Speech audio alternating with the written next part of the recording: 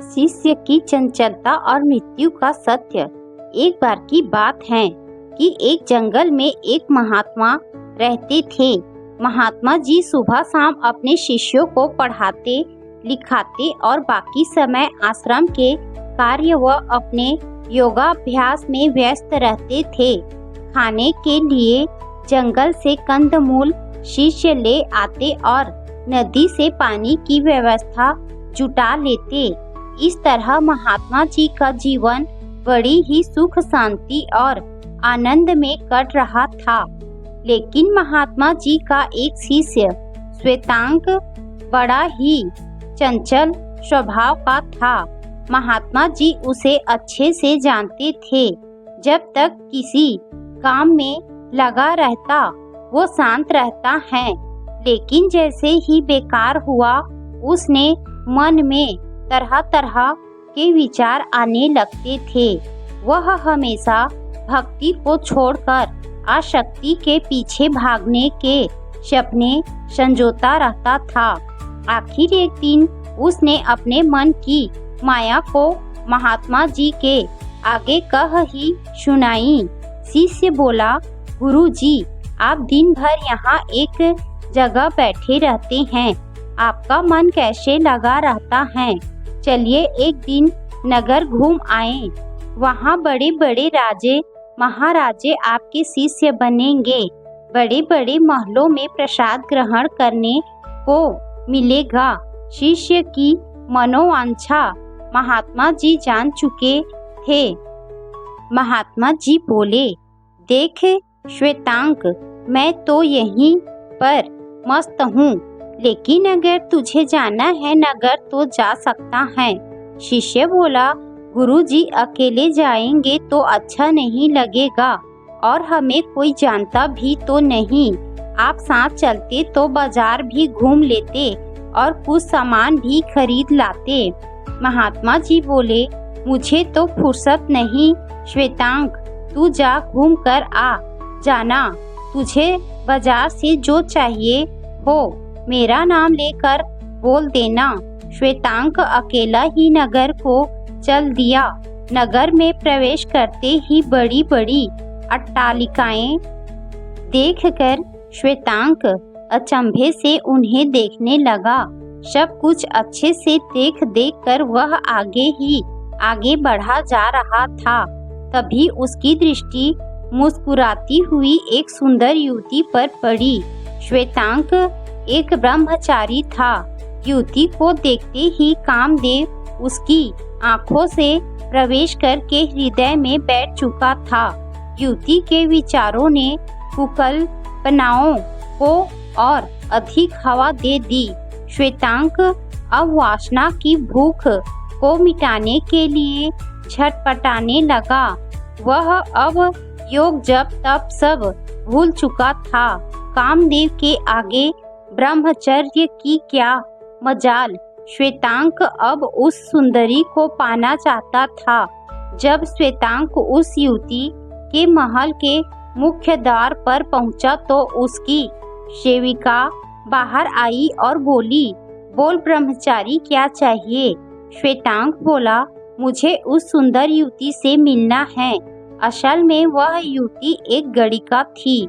सेविका बोली, स्वामिनी एक बार मिलने के लिए 100 स्वर्ण मुद्राएं लेती हैं। यदि इतनी तुम्हारी हैसियत हो तो बोलो। तब श्वेतांग बोला, जाकर अपनी स्वामिनी को बोल दो, मैं जंगल में रहने वाले महात्मा जी का शिष्य हूँ।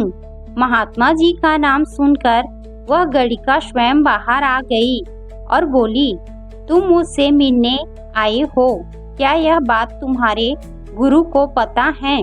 श्वेतांग बोला, नहीं, मैं नगर घूमने आया था, लेकिन मेरी दृष्टि अचानक आप पर पड़ गई और मुझे आपसे मिलने की इच्छा हुई।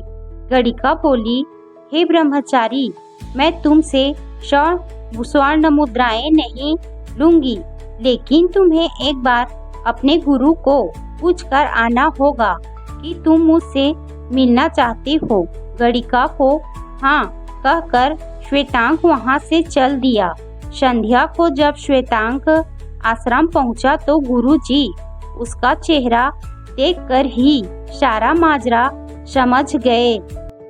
गुरुजी समझ चुके थे कि श्वेतांक काम से घायल हो चुका है। तभी श्वेतांक बोला, गुरुजी मुझे एक काम के लिए आपकी आज्ञा चाहिए। गुरुजी पहले ही समझ चुके थे, अतः बोले, तू तो उस सुंदरी का नाम बता, अभी यहाँ बुला देता हूँ। श्वेतांक अचानक से खुश हो गया और उसने झट से गणिका का नाम बता दिया। गुरुजी ने गणिका के नाम पत्र लिख भेजा। पत्र पाते ही गणिका गुरुजी की सेवा में हाजिर हो गई। वह उसको श्वेतांक के पास ले गए और बोले, ले ले आया इसको, अब एक रात है तेरे पास, जो करना है कर ले, लेकिन ध्यान रहे सुबह तेरी मृत्यु हो जाएगी। गुरुजी गणिका को श्वेतांक के पास कुटिया में छोड़कर बाहर आकर सो गए। जब सुबह हुई तो महात्मा जी कुटिया में गए तो देखा कि गणिका सो रही थी और श्वेतांक अब भी ज्यों का त्यों बैठा जाग रहा था। महात्मा जी ने पूछा, अरे श्वेतांक, यूं पत्थर की तरह क्यों बैठा है? तेरी बड़ी इच्छा थी ना? श्वेतांक गुरुजी को दंडवत प्रणाम करते हुए बोला, माफ कीजिए गुरुजी, किंतु रात भर मैं मृत्यु के बारे में ही सोचता रहा, इसीलिए कुछ न कर सका। मृत्यु के डर से वासना का भूत छूमंतर हो गया। तब महात्मा जी बोले, जब सुबह मृत्यु आएगी यह जानकर तेरा रात्रि का आनंद गायब हो गया तो मुझे तो पता भी नहीं मेरी मृत्यु कब आ जाए। ऐसे में मैं संसारिक भोगों के पीछे कैसे भाग सकता हूँ? इसीलिए मैं अपना सारा समय योगाभ्यास में लगाता हूँ। शिष्य श्वेतांक को अब वास्तविकता समझ आ चुकी थी। अब वह भी पूरे मन से ज्ञानार्जन और योगाभ्यास में लग गया। शिक्षा, हर कार्य के लिए एक निश्चित समय होता है, इसीलिए जो समय के साथ चलते हैं वही सुखी रहते हैं। विद्यार्थी का जीवन के तपस्वी का जीवन होना चाहिए। उसे सांसारिक भोग वासनाओं से यथासंभव दूर ही रहकर ब्रह्मचर्य पूर्वक शारीरिक और मानसिक रूप से मजबूत बनना चाहिए।